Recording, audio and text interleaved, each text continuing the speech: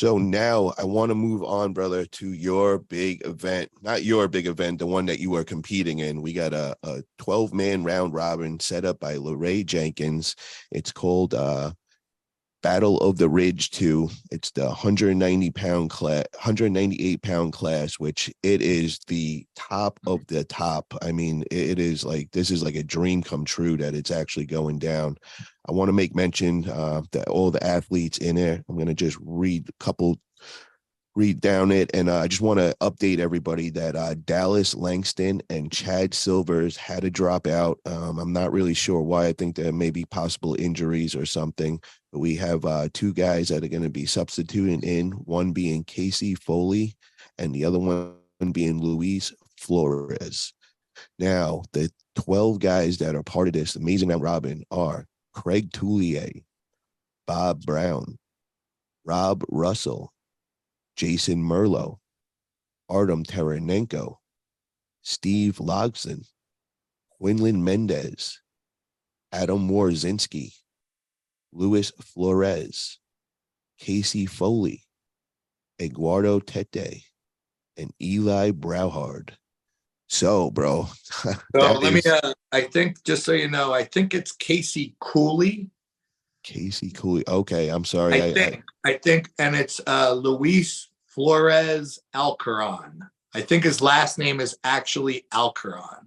Okay, so I'll definitely update. I was just reading off. I think Robbie Russell posted up the bracket, so I just kind of saw their names in there. Yeah. So I'm just so ecstatic about this, man. Me being in that 198-pound class, this is just like something for me to dream about one day being a part of and all. I wanted to talk to you about, who do you see as your biggest threat? And then also, I know that you have Eduardo Tete in round one. Yeah. Now, that I see as a potential war, which that is something I really wouldn't look forward to in round one, especially when you're playing rounds. Yeah, no, yeah. Okay, first, I think your top four guys are Craig Toulier, Adam Warzinski, Artem Taranenko, and Jason Merlo. I'm going to go with Craig as the favorite. And the next three, I don't know. I'll just put it out there. I'm going to say Craig, Adam, Jason, Artem. I could totally be wrong, but there's my four. Now, okay. I believe that I can beat Eduardo Tete, but I think it's going to be a potential death-ruining match for the two of us.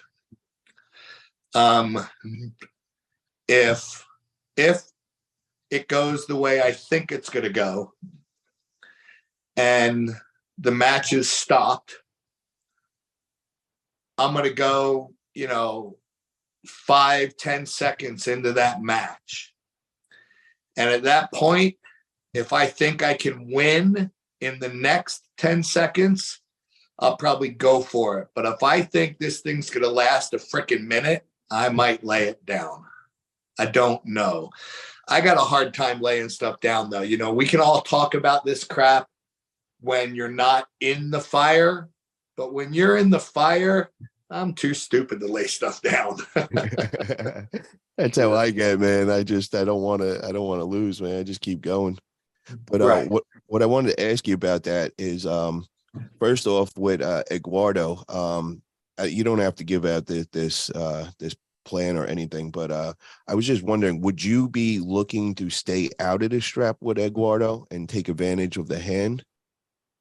Oh, I would love to stay out of the strap with everybody and take advantage of the hand. I think my hand is probably as strong or stronger than 50% of the guys. Okay. And I would love to take advantage of that outside the strap. The reality is, though, I will probably end up in the strap in most matches, because everyone, all your top rollers, I don't know if any of us have a strong enough hand to hold on to the other one when they're trying to get out. So top roller against top roller, it's going to the strap. I just got to believe it. My another question I have for you is who has the advantage in this? Because I see a distinct style difference in a lot of you guys, meaning some of you guys are more defensive pullers rather than offensive pullers. And in this situation, I would think that the offensive puller is definitely going to have the more favorite to win in my eyes. Am I wrong by saying that? Well, no, under this condition, if you're an offensive puller and you get the win right away, then yes, that's the guy who's going to win this whole deal. But if you're strictly like an offensive, all go, fire, all go kind of guy, and you find yourself in that death match, that's the guy who's probably going to get ruined for the rest of the day. Okay. With that being said, I want to go through a couple of these names and get what you think. Are they an offensive puller or are they a defensive puller? The first one that I want to bring up is Artem Taranenko. Offensive. Completely offense. So is he that guy that you're talking about? If somebody stops him, he's going to end up in that long, drawn-out war that could...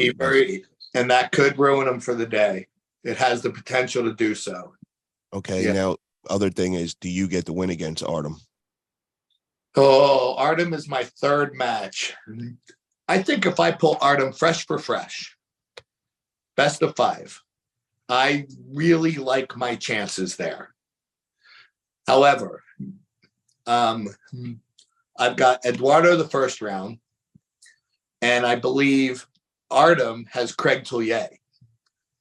So I think Craig's going to beat Artem quickly. So Artem's fresh. Me and Eduardo have a war. We're both dead. Let's assume I even win. We're both dead. My next match is Eli Broward, who just won the Worlds in the IFA. Artem's next match is Eduardo Tiete. Mm-hmm. So I think Artem loses his first match quickly, and then I think he wins his second match quickly. No matter what happens in my matches, I think they're longer matches. My second one might be fast because I might lose really fast. And then I got to pull Artem. And I think Artem is fresh as a daisy when he pulls me, and I'm not. So my Las Vegas odds, I always try to be honest with myself, is Artem beats me in this round. Jason Merlo, offense or defense? Offensive. And that dude is bad man. Bad man. And he's got all the tools. He's got he's got long fingers. He's got all the leverage. He's got the right move. He's got the right move to beat people quickly. Yep. But again, he's the guy. You stop him and put him in a freaking barn burner, and he might be ruined for the rest of the day. Now, I've noticed that Jason has been he's been posting videos of him doing cardio, which, I mean, if you're not working on your cardio, I don't care who you are. If you're not working on your cardio for this thing, you're making a mistake. I got to believe you're going to need it. Jason Merlo versus Craig Tullier. How does that go? Oh, that goes slip, straps, Craig. Wow. So is that a match that Merlo's going to get stopped possibly and could get drawn out, or does that go quick? I don't think it gets drawn out. I think he just dumps him. Okay, so is Craig is an offense, 100% offense puller? Oh, Craig is the alpha male of offense. Of this group, he's the alpha male of offense. Wow. Okay. Yes. What about Robbie Russell? Robbie Russell can do both. And Robbie's got an inside game, and how I learned in the piss me off manner, he's got an outside game as well. But Robbie's, in my opinion, and this is just speculation, I think Robbie's wrist is susceptible. And what I mean by that is if he loses it once, he may lose it every time after that. I don't know. When it comes to things like this, you've got to have both muscular endurance and cardio to recover between rounds. And I don't know enough about Robbie to know. What I know is, just from what I've seen, if his wrist gets tired, he's in trouble for the rest of the day. But until his wrist gets tired, if the match goes inside, other than Craig and maybe including Craig, Robbie's the favorite. Wow. I think Robbie's inside game is possibly even stronger than Craig's. That's a bold statement right there. I want to shout out a couple of chat guys. We got Pablo in the house. What up, Pablo? How you doing? Pablo! Pablo's on the team. Bob Brown is the coach. Don't get better than that. Devin's Forum, what's up? Oh, also, Jason Merlo is in the house. Hey, gents, sorry, just got available to jump in. What's up, Jason? How you doing, brother? I just want to say something to Jason. What do you got to say, Bob? Jason, I just want to point out that Practice Bob and Tournament Bob are two totally different human beings. I could definitely see that. He destroyed me after the knuckles up. I'm like, hey, I need to get a hold of this guy. Yep. And I got a hold of him, and I was trying. I mean, I was really trying, and I could not stop him at all. But I've learned enough about myself in almost 40 years of doing this. I have practice pulled guys thinking I'm going 100%, trying my absolute best to beat them, and I can't freaking touch them. And then in a tournament, the whole world changes. So I'm really hoping that that's the case with me and Jason, because, man, he destroyed me. Yeah, it's just the intensity level, brother. When we get in that, I could see you got that rage in you too, man. It comes out. It's like a real fight when it's on, man. You can't replicate that in practice, man, because I know I'm a whole nother beast when it comes into the tournament than when I am in practice. That's for damn sure. Yes. Yeah. Shout out to Sweden Arm Wrestling Television. He's in the chat and he just said, "What's up, guys? Met Bob in Malaysia in 2015. Super nice dude." Yeah. Very cool. Bro, how does it go between you and Robbie Russell? Who's gonna get the win? Oh, well, that is a good question. Let's assume we're both fresh. If Robbie tries to hook me, I think Robbie's in trouble. Even fresh, I think Robbie's in trouble if he tries to hook me.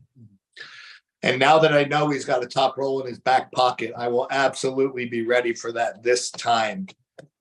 If I've got to be truthful, one match, both fresh for fresh, I got to go with Robbie. He's just that much stronger than I am. But I think I slow him down. And over the best of 5, I think I would go with myself on that. So, because I'm the endurance. I mean, even though I think I'm 8 years older than the next oldest guy, I've got lots of muscular endurance, lots of recovery ability. Bro, you live all the way up in the mountains, man. It's like, you got that insane training every day. You're made for endurance. Yeah. And so, I mean, I like my chances against any of these guys in a best of 5. I'm not going to predict myself to win against any of these guys in a best of 5. But, again, the way we're doing this, I give my Las Vegas odds 3-8, 3 wins, 8 losses. If these were all best of 5s spread over the course of a month, I'm going to flip that and say I'm 8-3. But you know. We got Robbie Russell in the house right now. He said if Jason avoids the wars, I'd lean he wins the whole thing. Yes, I agree with that. Yeah. So I want to know, Robbie, just let me know who you see as your biggest threat, man. If you could just type in their first name, I'm very interested to see that. I also want to ask, there's a couple of these guys that I don't know too much about, and that's the two new additions, that being Luis Flores and Casey Cooley, if you're correct with his last name. Do we know anything about them, Bob? Have we found any content or did any Well, research? I know about Luis. I've actually grabbed Luis's hand. When I arm wrestled Jamie Sheldon, Luis arm wrestled DeWoody out of Texas. And he beat DeWoody easily. And I needed someone to warm up with. The way I warm up, I need someone equally to or stronger than me. And it takes me a long time to warm up. And so I warmed up with a few guys, and then I needed a stronger guy. And I'm like, hey, Luis, do you mind if I warm up with you? And he said yes. And so I loaded on him one time and had, my pain level is diminishing. I said, I'll be back in 10 minutes. We did it again, back in 10 minutes, did it again. I'm ready for my match. Well, during that time, I realized a couple of things. Luis is a taller guy, and his hand is scary strong. Okay. He can hook, he can top roll, he can go anywhere on the table. I think he would prefer to kind of high hook or hook people. But he can go anywhere. So he's, he is not going to go 0-11 in this thing. I give him the same odds as me, 3-8. Hey. Casey Cooley, according to Craig Tullier, very strong hooker, about the same size as me and Craig. I think hookers are going to have a problem in this. If you don't have a top roll in your back pocket, you're going to have a problem in this, because hooker against hooker, you're going to end up in wars, and you're just going to end up in a problem. And then there's, oh crap, the third guy, the guy that just won the world, Eli Broward, who dieted down from 220. He just won the IFA Worlds at 209. Another hooker. And so, if these hookers don't have top rolls in their back pocket, which I would think they all do, they're going to have problems. They're going to run out of gas, We got a comment from Swedish Armwrestling Television. He says, Heidi Anderson had a table in my school that were signed by Bob himself. Don't know what happened with it afterwards. That's pretty cool, man. You signed a table that made it all. Well, it's more than that. Heidi Anderson was trying to get donations for arm wrestling tables to put them into schools. And so I gave Heidi Anderson, I think it was like $800 or $1,000. It paid for the table. And then it even said, it wasn't signed by me as much as it just said Bob Brown arm wrestling table on the screen print. And then these tables would end up in schools. And apparently mine ended up in that guy's school. Oh, that's very cool, man. Very cool. Robbie Russell commented, he said, Bob has a style that just drains you if you aren't prepared to pull him smart. I can't disagree with him. And then he also answered my question of who he sees as his biggest threat. And he said, Craig, Adam, due to styles. My draw has them in the first 6 matches. I have Merlo, Bob, then Artem last. Wow, that's a pretty crazy draw. Yeah. And that's the thing. I mean, trying to predict this is so hard because, anything can happen. Unless you're just head and shoulders stronger than everybody, which maybe Craig is, there's going to be some barn burners. And, Craig's, if I know Craig, when Craig lived here in my guest house, I introduced him to my hand routine that I do every day. And he was like, what the frick are you doing every day? I mean, it's insane.